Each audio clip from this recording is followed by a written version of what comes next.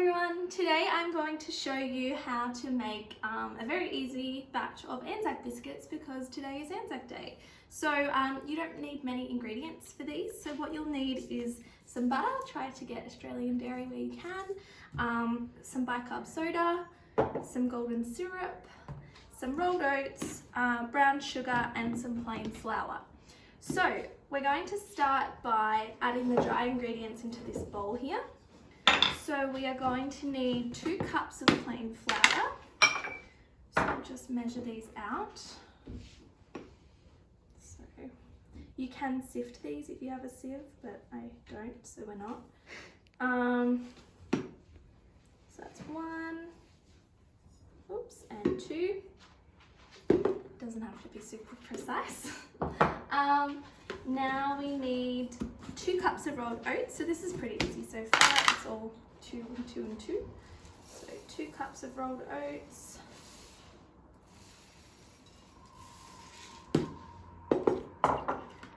Okay, we need 2 cups of brown sugar.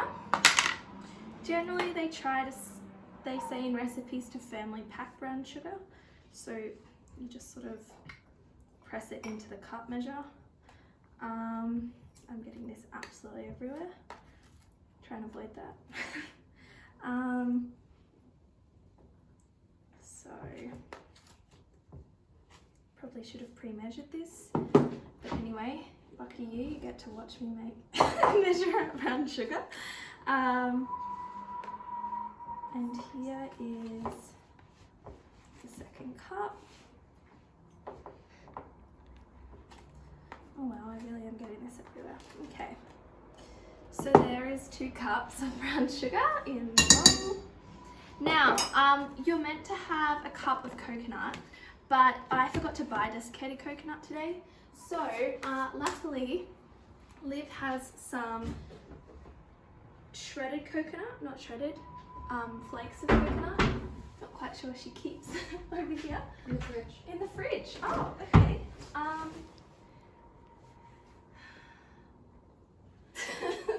Whereabouts? Just checking. Wait, right here? Oh, and then okay, so because I was silly and didn't get desiccated coconut, I'm going to blend these coconut flakes in the blender. So this is about a cup of coconut that we're going to pour into here. Done. Okay. Put the lid on. This is going to be a bit loud.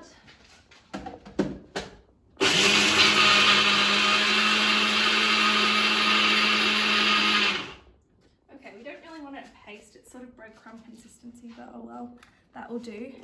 So we're going to pop that in with our other dry ingredients that we've just measured.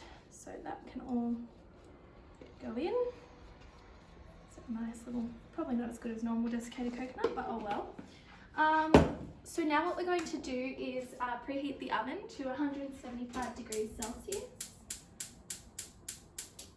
Oops. Great. And now we are going to get our saucepan. So we need to cut up our butter.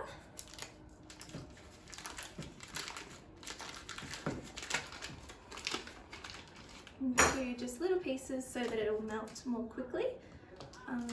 So this is 250 grams of butter.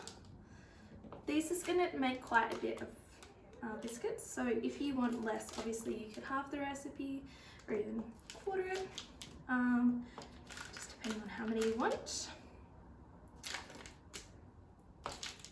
Okay, it doesn't have to be perfect, we're just chopping it into chunks.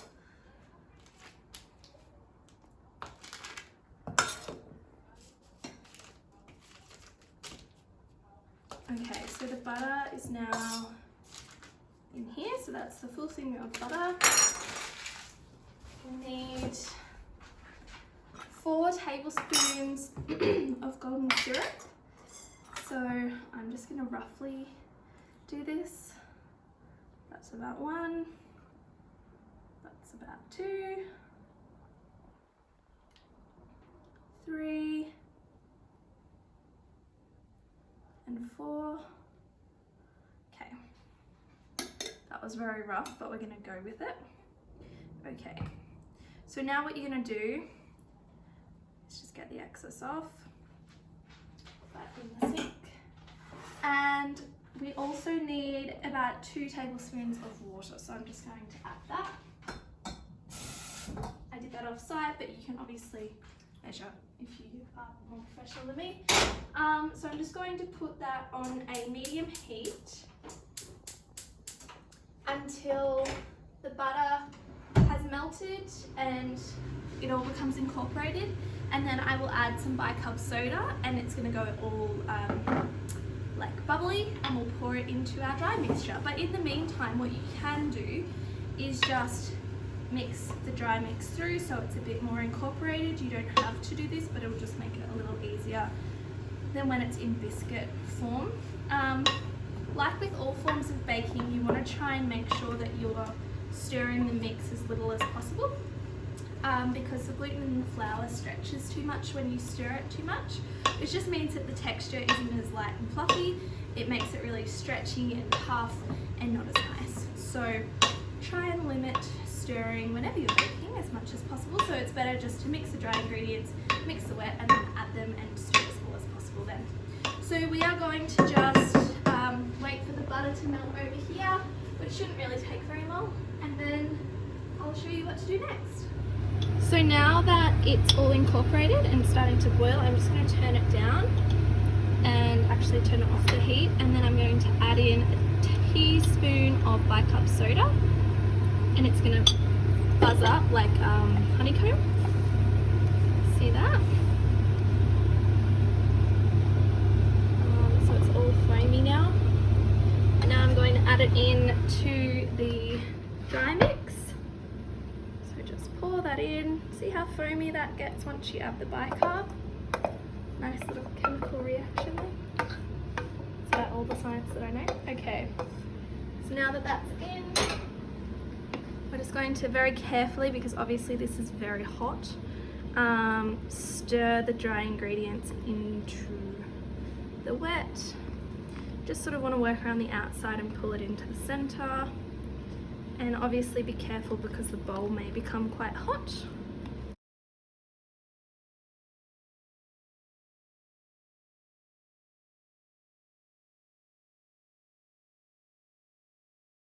So now if you think that your mixture's too wet, which I think mine might be, that will serve me right for not measuring my water, you can add more flour. So I'll just add a teeny bit more flour now.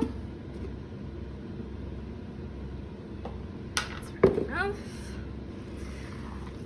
Just to sort of give it less run when it bakes. But that looks pretty good. And now we're going to just line a baking tray with some baking powder. There we go. Okay. And then now you're going to get 2 spoons and just grab a spoonful. Depends how big you want your cookies, but just sort of spoonful, as long as it's consistent, it doesn't really matter.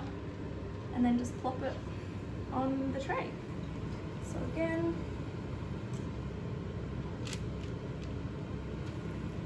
try to space them out because they will run a little. So you can probably only fit about 5 cookies on this tray.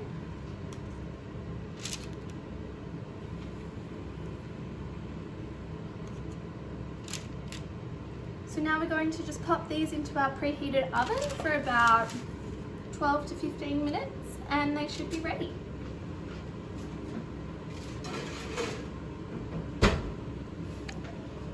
And there we have it. Here are our beautiful Anzac biscuits. They've turned out really well.